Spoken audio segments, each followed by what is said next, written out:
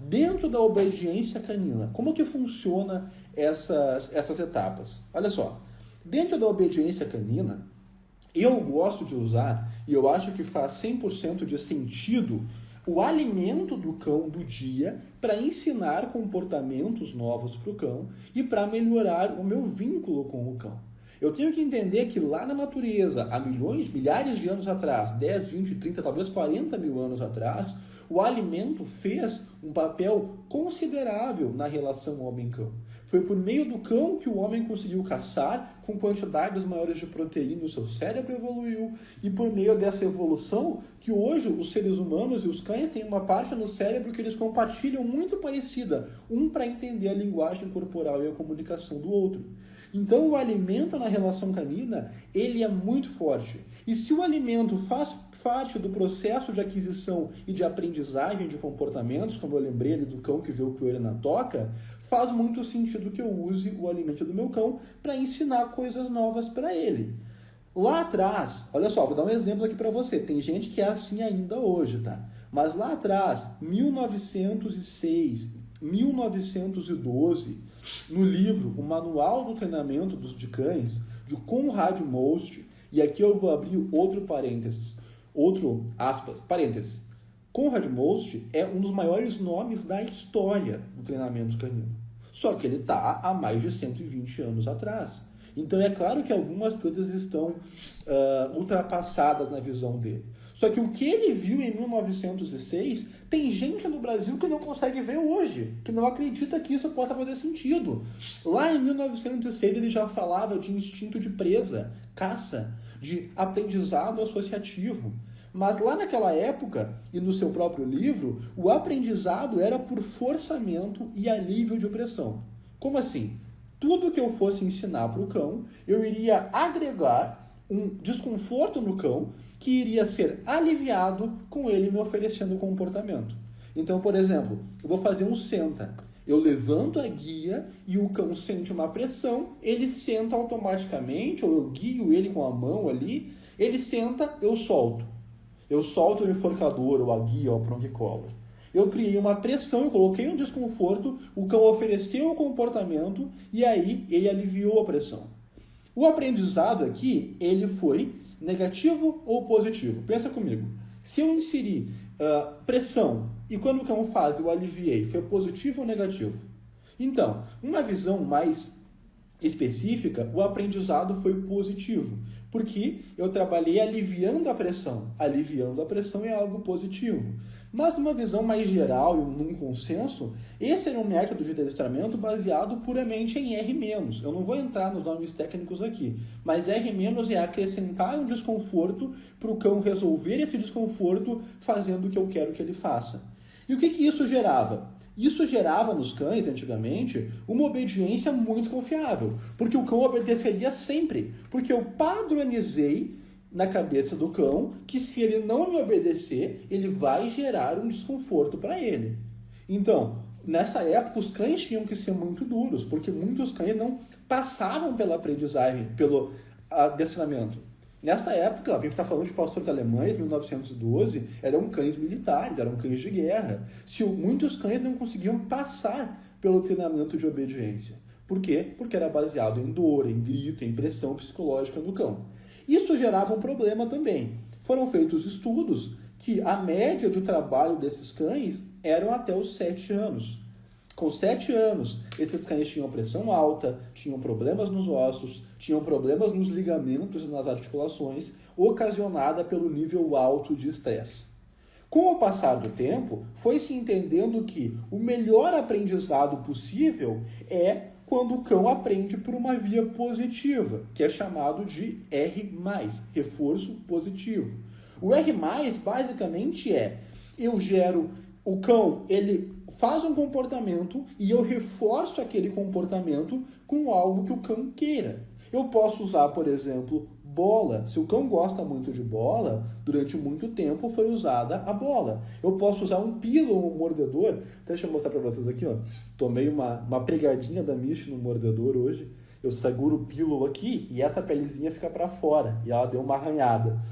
Eu posso usar carinho para o cão. Eu posso usar atenção, falar cão. Eu posso usar a liberdade como reforço positivo. Reforço positivo é o quê? Eu usar algo que o cão gosta para reforçar os comportamentos que ele quer. Olha que legal, naquela história que eu te falei ali, eu botei o cão no quarto, chegou agora, latiu, chorou, eu abri a porta. Eu reforcei de forma positiva ou negativa? Positiva, porque eu abri a porta, eu dei a atenção e a liberdade que o cão queria. Logo, eu reforcei o ato de chorar, de gritar, de latir, de arranhar a porta. Eu estou reforçando um comportamento que pode se tornar um padrão ruim e bem chato de resolver. Entretanto, como nós vimos ali, na natureza, o processo de aquisição de alimento está muito ligado ao processo de aprendizagem. Então, a melhor ferramenta para um cão filhotinho ou para um cão que gosta de comer é a comida para o aprendizado canino. Eu consigo um aprendizado muito rápido, eu consigo um aprendizado muito efetivo e eu consigo um cão muito engajado em trabalhar a obediência comigo. Vamos supor que eu vou fazer uma obediência básica de um cão que está ali com 4 meses. Se eu começar a trabalhar com 4 meses, eu vou dar uma boa obediência legal com 6 meses para 7 meses. Um cão um pouquinho mais velho, com 2 meses, está bem alinhadinho. Um cão mais novo, ele não tem tanto foco, vai uns 2 a 3 meses. Uma obediência legal. Ele vai andar junto, ele vai fazer o senta, deita, fica aqui, sem reforço nenhum. Eu vou jogar bola para ele no parque, ele vai ficar solto, ele vai ficar sozinho em casa, ele vai ter o comando higiene, tudo bem legal. Se eu usar a comida aqui, eu vou ter um cão que eu convido ele para trabalhar. Posso dizer, vamos trabalhar? Vamos brincar? Vamos fazer obediência? Eu crio um marcador para isso.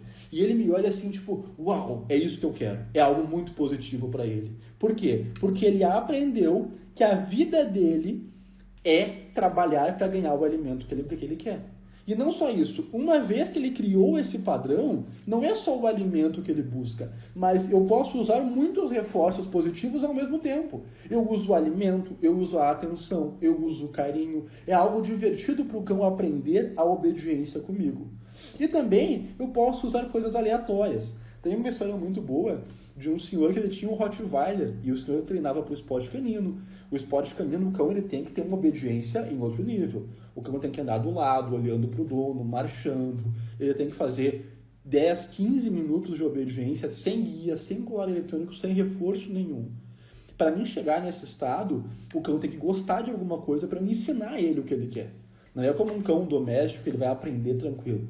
Então, e esse cão não gostava de nada, nem de bola, nem de comida, comia para sobreviver. Até que um dia, a filha dele estava brincando e deixou cair uma boneca. O cão foi lá, pegou a boneca, levou para dentro da casinha e deitou em cima. Aí ele falou, gaúcho, tu gosta da boneca, né? Então tá. No dia seguinte ele começou a treinar esse cão como reforço, aí ele dava a boneca. Conforme o cão evoluiu, ele tirou o corpo e deixou só a cabeça da boneca. E o cão fazia uma obediência linda só porque ele gostava daquela boneca. Então, às vezes, o cão tem algumas coisas que ele gosta que eu uso para trabalhar a obediência dele, para ser um reforço positivo. E sim, existem alguns cães, geralmente cães mais velhos, que não gostam de nada, nada, nada. Aí, infelizmente, a gente tem que trabalhar só por meio de um estímulo negativo. Por que infelizmente? Porque eu não gosto. Eu prefiro trabalhar o cão por uma via positiva nessa fase de aprendizado.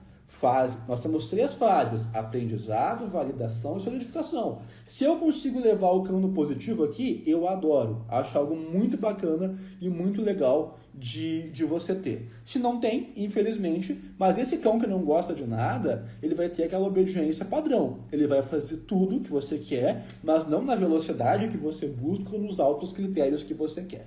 Perfeito? Então, a comida é a principal ferramenta nessa fase de aprendizado para ser algo mais fácil. Primeiro, eu consigo muitas repetições com a comida.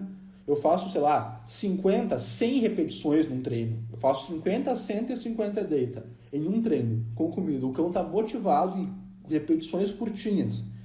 E depois que o cão aprendeu, aí eu posso evoluir. Aí existem algumas etapas aqui que eu separei para vocês, tá? Para explicar, antes da gente começar a responder algumas perguntas e mitos aqui.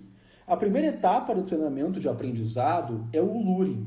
Geralmente eu gosto de seguir essa linha, mas algumas pessoas fazem separado e isso se mistura também, tá bom? O que é o luring? O luring é a indução. Então eu tenho a comidinha na minha mão e o cão está seguindo com o focinho dele a minha mão. Aí eu levanto a mão, ele senta. No que ele senta, eu libero a comidinha para ele. Eu estou induzindo ele. Etapa 1, luring. Etapa 2 é o free shaping. O free shaping é quando o cão ele oferece um comportamento. Estou com a minha mão aqui e fico parado. O cão, ele, toda hora, essa mão, ela se mexe, eu sento, ela se mexe. Se eu sentar, aí ele senta. Aí você abre a mão e ele recebe a comida. O cão demonstrou o comportamento para receber o alimento que ele queria, a recompensa que ele queria. Então, luring, free shaping. Depois eu tenho a nomeação. Agora que o cão ele olha para minha mão e ele senta e eu dou a comida, agora eu vou nomear. Ele senta, eu falo senta. Ele senta, eu falo sits. Ele senta, eu falo assim. O nome que eu quiser. Ele senta, eu falo panela. Eu associo qualquer nome ao ato de sentar. E aí agora eu nomeei o comportamento que ele está me oferecendo. E depois eu tenho o reflexo condicionado. O reflexo condicionado, então, é o último nível nessas etapas de aprendizado, que é sem movimento, sem comando de gestos, sem nada, eu falo uma palavra e o cão realiza o comportamento. Senta, deita, fica, aqui. Uma palavra e o cão obedece. O reflexo condicionado, ele não é só eu falar e o cão obedecer. Eu vejo o reflexo condicionado como um espasmo muscular. Se eu falo, independente do local, independente da distração, o meu cão tem como se tivesse um espasmo. Eu falo deita e ele, deitou. É automático. Esse é o nível que nós queremos dentro do aprendizado e na obediência canina. E aí, muitos métodos de treinamento, eles vão usar isso aqui de forma separada. Por exemplo, olha só. Vamos supor que eu chego para abrir o canil. E eu nunca vou abrir o canil com o cachorro latindo ou com o cachorro pulando. Não. Eu posso abrir, se ele tentar sair, eu fecho. E eu abro e fecho, abro e fecho, abro e fecho. Depois de uns 30 segundos, 40, o cão se assustou e sentou. No que ele sentou, eu marco. Ok. E abro, liberei ele. Em poucas repetições, o cão vai entender que para ter a recompensa que é abrir o canil, ele tem que sentar. Então, eu induzi o cão a sentar, com o portão abrindo e fechando, então fase de luring. Logo ele vai me demonstrar, pelo free shape, ele entende que eu cheguei, ele senta e o portão se abre. E agora eu vou nomear o comportamento. Eu chego e falo senta e eu abro. É uma forma de treinar. Vamos supor que eu quero ensinar um deita. Eu boto o cão na mesa e deixo ele lá. Quando ele deita, eu falo deita. Ele deitou. Agora, logo, com algumas repetições, algumas, não sei, 5, 10, 15, 20, depende do cão, depende do relacionamento, eu vou falar deita e ele vai deitar. Sabe uma coisa que eu usei a nomeação basicamente pura? Foi a questão da higiene. No início, então, eu não marcava, nunca dei recompensa para mim de fazer xixi ou qualquer lugar, tá? Com filhotinhos eu não acho uma boa, mas eu levava ela lá para fora, no colo, tá? No colo, para ela não fazer no corredor, e botava ela na frente do prédio. E ela fazia o xixi e cocô dela. Uma vez ela começou a fazer sempre lá fora, eu comecei a nomear. Eu botava ela no chão e falava, banheiro. E ela fazia. No início, eu comecei a fazer enquanto ela estava fazendo. Ela começou a fazer xixi, eu dizia, banheiro. Ela começou a fazer cocô e eu, banheiro.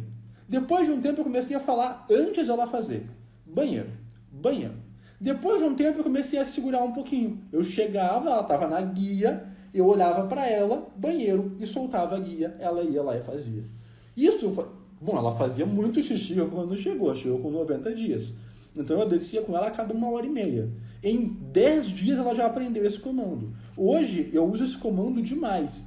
Eu uso na caminhada, eu libero ela para fazer a higiene antes do passeio, no meio e depois do passeio. Eu uso quando eu vou sair, então eu vou sair com ela, eu levo ela para frente, libero para ela fazer xixi, cocô e se aliviar. Eu uso na volta antes de entrar no carro. Eu uso em qualquer ambiente. Por quê? Eu nomeei um comportamento, sem reforço nenhum. Eu posso trabalhar assim? Posso. Só que nesse caso eu preciso de um alto nível de repetições para realizar isso. I don't ever slow up, no I don't take shit. I got no love for the fakeness. If you wanna play tough and wanna hate this, I'll always show up.